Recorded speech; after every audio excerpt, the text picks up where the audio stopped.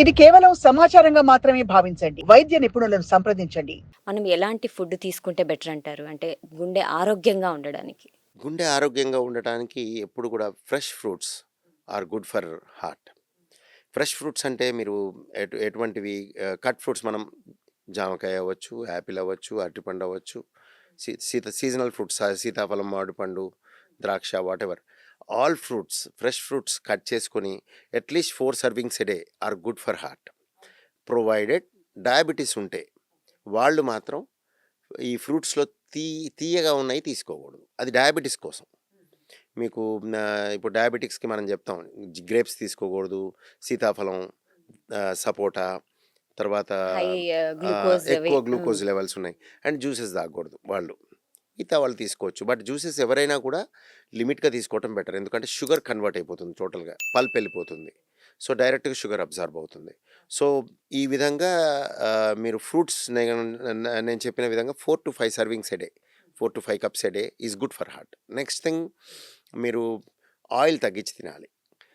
ఏ oil అనే ప్రశ్నకు వస్తే ప్లాంట్ ఆయిల్స్. నేను అదే అడగబోతున్నా. ఏ ఆయిల్ బెటర్ అంటారంటే అంటే ప్లాంట్ ఆయిల్ అంటే అనిమల్ ఆయిల్స్ కాకుండా ప్లాంట్ ఆయిల్స్ తీసుకోవాలి.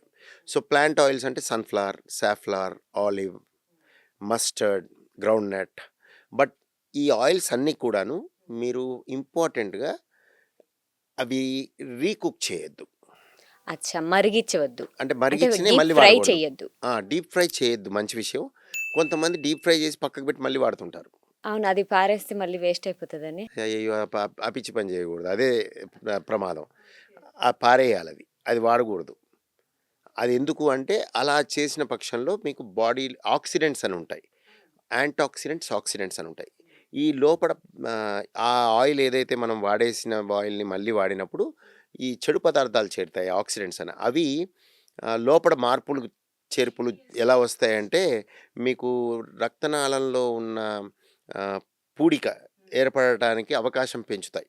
అవి వెళ్ళి గోడల్లో ఇముడుతాయి. మనకి కొలెస్ట్రాల్ అనేది బ్లడ్లో ఉంటే మనకేం కాదు.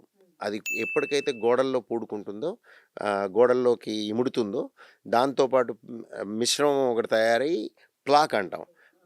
ఆ ప్లాక్ ఓవర్ ఇయర్స్ బ్లాక్ అవుతుంది. సో ఇదేంటంటే రక్తనాళం ఒక ట్యూబ్గా మీరు గమనించినట్టయితే గోడలు స్మూత్గా ఉండాలి.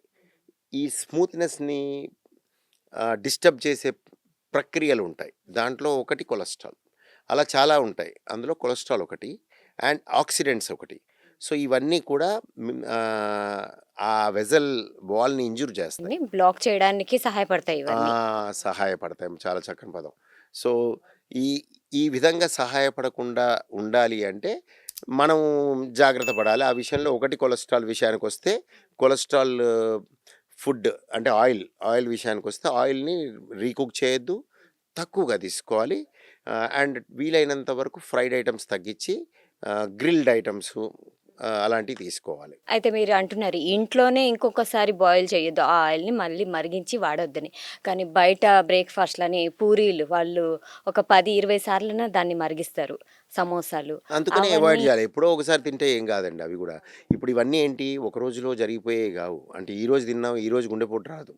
అది ఇది 10 ఏళ్ళ తపస్సు.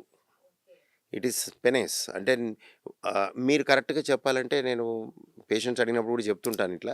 ఎగ్జాంపుల్ ఏంటంటే, నీట్ ఎగ్జామ్ రాస్తున్నావు, నేను 2 రోజులు 3 రోజుల ముందు తెగ చదివేసి ముందు ఆ ముందంతా ఒక 5 సంవత్సరాలు 10 సంవత్సరాలు స్కూల్ బంక్ చేస్తే రాదుగా. అంటే if your aim is NEET, ఇంకేదన్నా ఉంటే నువ్వు చదవక్కర్లేదు. బట్ దానికి అనుకున్నప్పుడు దానికి అట్లనే ఇది కూడా అంతే. సో మీకు ఇలాంటి జరగకుండా ఉండాలి అంటే మీ తపస్సు, మీ లైఫ్ స్టైల్ మోడిఫికేషన్, జీవనశైలి మార్పులన్నీ కూడా ఒక 10 ఏళ్ళు దీర్ఘకాలంలో మెయింటైన్ చేయాలి. మనం అనుకున్నాయి కూడా ఒక రోజు 2 రోజులు, వారానికి ఒకసారి 2 సార్లు అటు ఇటు చీటింగ్ చేస్తే ఇష్యూ లేదు దాంట్లో. అంటే మీరు ఏదో తినేసారు, బయటికి వెళ్ళి తిన్నారంటే ఈ రోజు ఏమైపోయింది అనటానికి లేదు. ఆ రోజు డజంట్ మ్యాటర్.